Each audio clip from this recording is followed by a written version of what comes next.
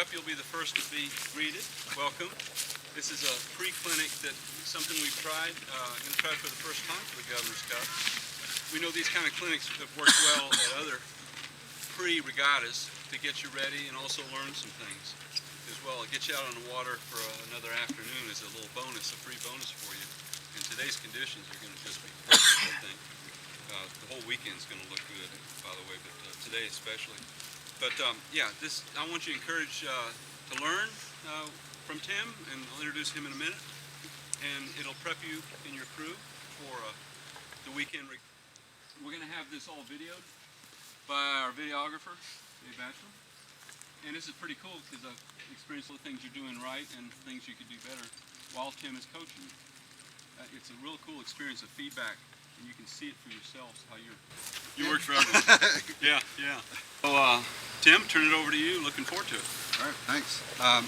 Thank you guys for coming out, and hopefully we're going to make this part fairly short. I just want to go through a few. So we're going to talk a little bit about sail trim is the main thing, but there's also some things that go with it, especially in small boats. It's kind of a myth that if you just get your sails trimmed in perfectly, you're done. Because what we know certainly on small boats and certainly at lakes that it's such a dynamic environment that things are always changing, and so there is no perfect sail trim. There's only a good sail trim for the moment and setting up for the next moment. So what I want to talk a little bit about is how you recognize what kind of sail trim you're looking for, but also to do a couple of exercises while we're out in the water, focusing on your sensitivity to what the boat wants, and using all of your senses. I haven't figured out how to use taste in sailing, but I've figured out just about all the other senses, and they're really important. There are ways, but I don't know if I want to talk about it. I actually have to use a lot more pressure when you've got your thumb on the bottom.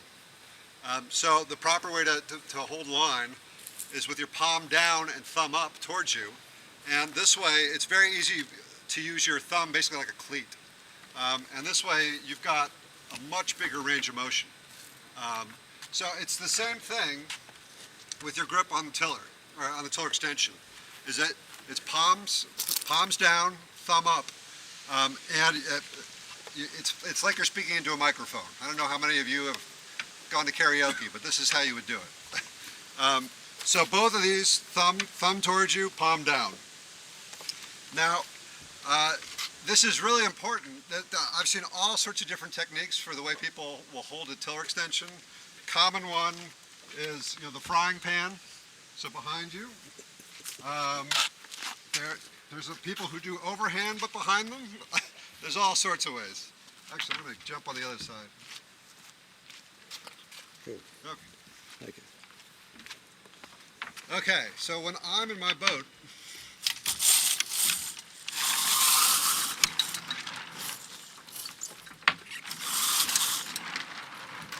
this is my regular position. And I'm usually, this is a nice tiller extension because you can change the length. So you can find out what's the comfortable position where you're towards the end when you're at your regular seated position in the boat.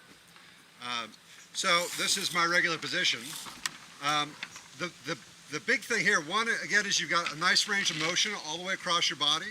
You can turn your rudder as far as you need to, either way, fairly easily. The other huge advantage is that it's going to help you in sheeting. So you've got, with your pointer finger, anytime you need to sheet in, you're going to hold it right there and grab for the next one.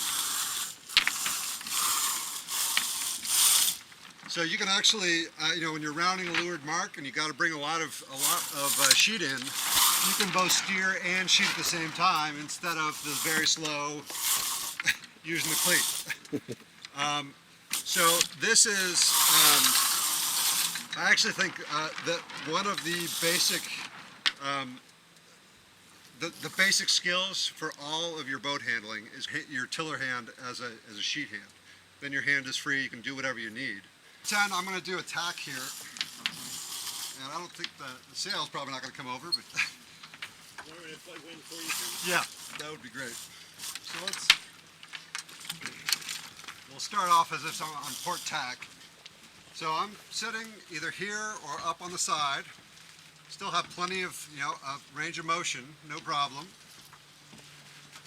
So one of the harder things when you do a tack or a jibe is that at some point you've got to change hands. Going into attack, I push the helm down. I wait for the boom to come over. So the first thing is right here. You got to make sure tiller extension is usually longer than where the main sheet is. So you got to figure out when to get that through to the other side. And it's usually best is when you're doing your maximum turn, you make sure that your tiller extension ends up on that side. So then I can stand up. The nice thing here, I face forward. I can see what's happening.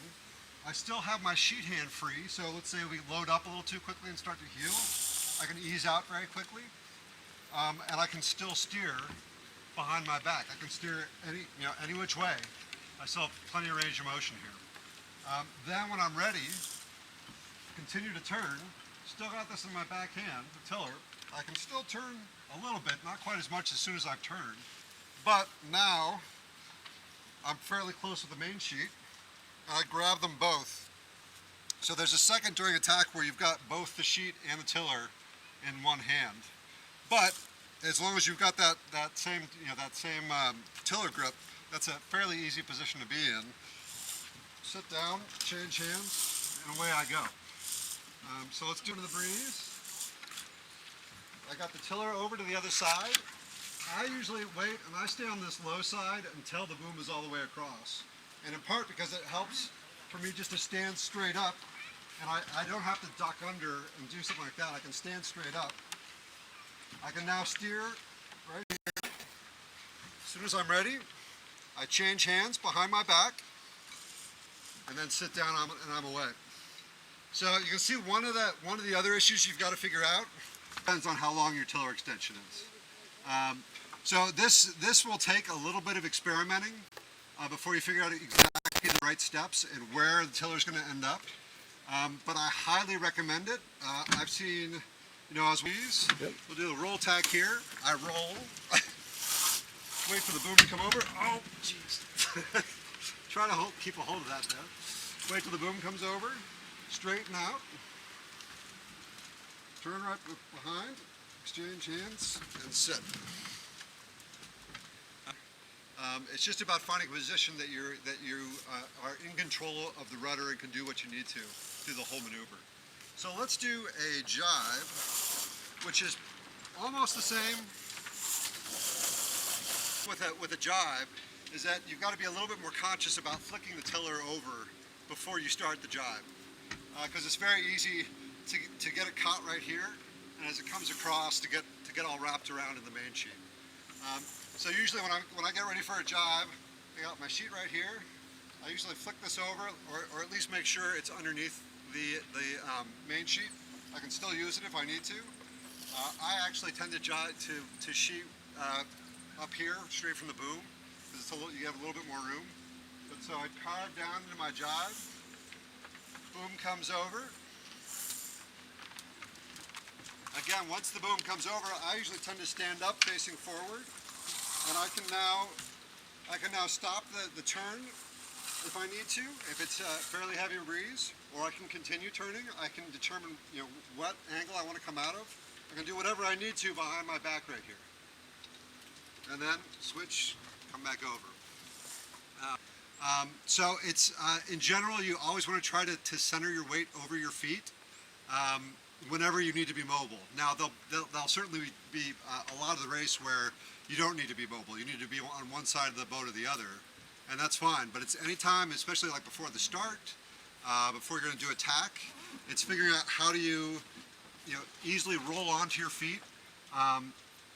The other thing that will help is that a lot of people, when they cross the boat, they lead with their head, and you got to be careful because that's one way of getting so that the top, that's one way of getting out of balance. So you can't be on your feet anymore.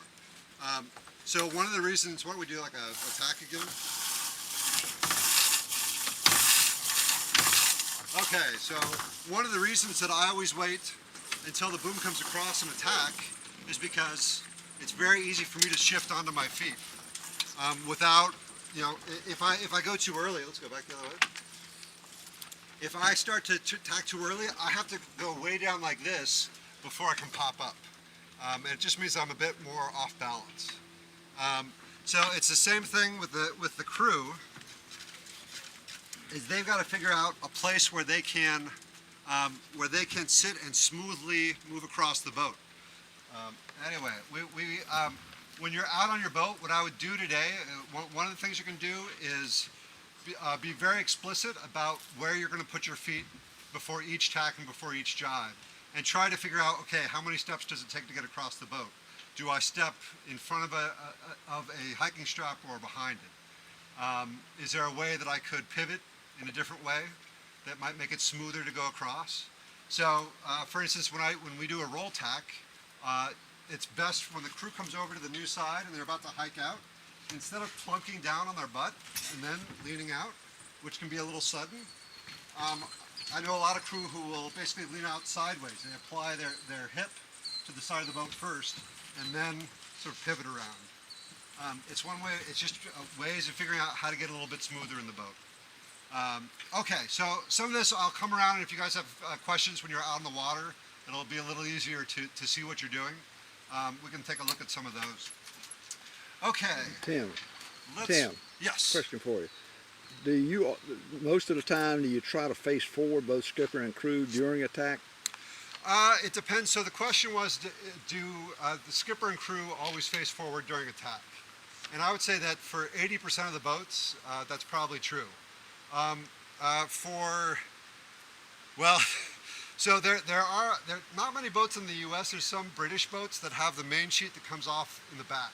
So they're sheeting from back here, which makes it much harder to change hands. And so I've seen some British skippers who will tack backwards. That doesn't happen very much in the U.S. with our boats. More common is that there are a lot of boats, and actually I'm thinking of the Bucks. The turning blocks for that Genoa are pretty far back. And it means that if the crew is going to be behind them, they got to move pretty far back in the boat. So there's several boats like that, like FJs, and a few others where the crew will actually turn backwards. And that way, so here's where my jib sheet is on this boat. I can actually keep my weight forward in this boat and do this backwards. So that's in part just figuring out what the setup is in your boat. One nice thing about that is that the crew can actually watch the movements of the skipper, and that will help them time their move of when they come up to the high side. It's a little harder because they can't see their sail though. That's the one hard part. But I can certainly come around and look at people's boats and see if it makes sense to do one way or the other.